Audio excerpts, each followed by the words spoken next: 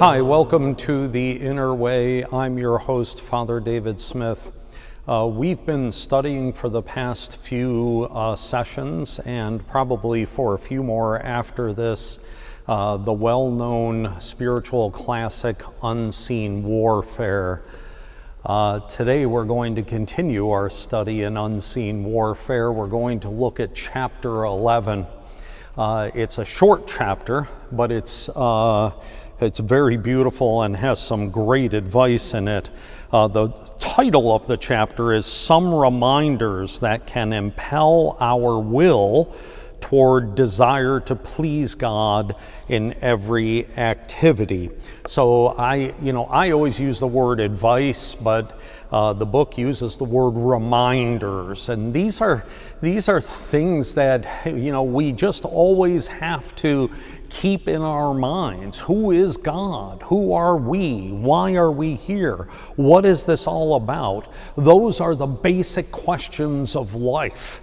And we need continual reminders to keep us rooted in those things so that we can do that thing which is most important, which for the past few chapters we've heard is our desire to please God. That's the most important thing. So this is the way the first paragraph starts out. In order that you may move your will more easily to this one desire in everything, to please God and to work for His glory alone, remind yourself often that He has granted you many favors in the past and has shown you His love. Let me stop there. I have said to many people in my ministry who are worried about the future, who are fearful about the future, I've told them, look at your past.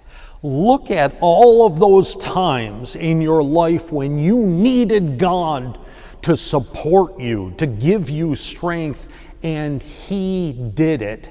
He was present for you in all of those times throughout your life in the past. Now when you turn and you look ahead, you ask yourself, is there any reason why God would change?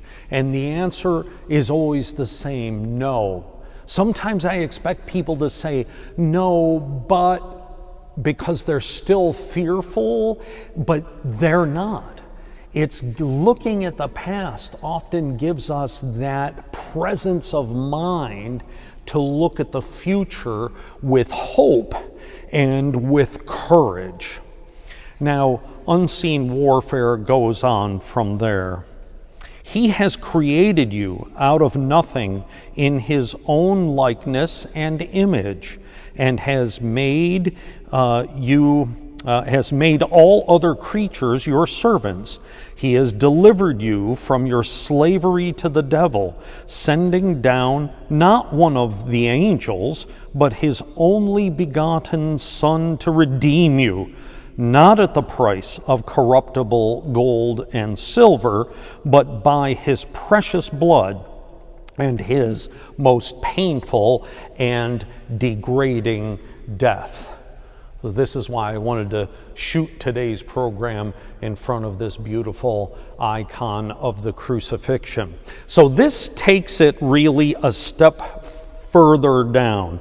Rather than just looking at our past and saying, yes, there were times in my life when I really needed God to give me strength and hope, and He gave me strength and hope. It takes it beyond that to God created me. God put me here. He put me here for a purpose. He has given me so many things, so many blessings. Is He going to, after doing all of that up to this point, is He suddenly going to decide that, his investment isn't working out and he's going to sell that stock. No, he is going to continue to do the same things going forward. He has given you victory over the devil. He has given you forgiveness of sins and his mercy. And he has given you, as it says, not an angel.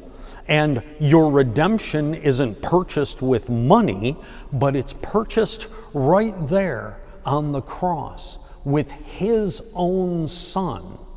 Now, having done that, is he suddenly going to turn his back on you? Is he suddenly going to abandon you? There's no possible way of that happening. God is always going to walk with you, always going to support you, always going to give you hope, always going to give you strength. To go on from where I stopped, having done all this, he protects you every hour and every moment from your enemies. He fights your battles by his divine grace. In his immaculate mysteries, he prepares the body and blood of his beloved Son for your food and protection. So the important word in those sentences, we are reading a book called Unseen Warfare. I've spoken in the past about how he uses a lot of military images. The important word there is battles. So when you look ahead to the future, you are going to encounter battles. You are going to encounter difficulties. That's the way life is.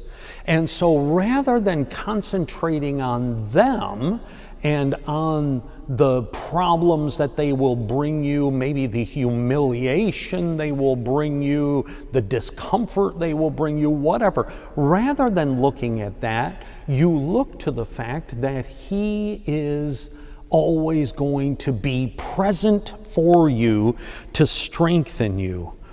Every hour and moment, he protects you from your enemies. He battles with his divine grace. So he is always going to be there for you, as kids say nowadays. He's always going to be there for you to be present in the battles that you have. How does that happen? Well, you need the tools in order to fight. And the first tool is the body and blood of Jesus Christ. That is unity with God. Remember, going right back to chapter 1, what is Christian perfection? It is unity with God. Where is there complete and physical unity with God? In the Holy Eucharist. That's why I'm always saying, I'll see you in church.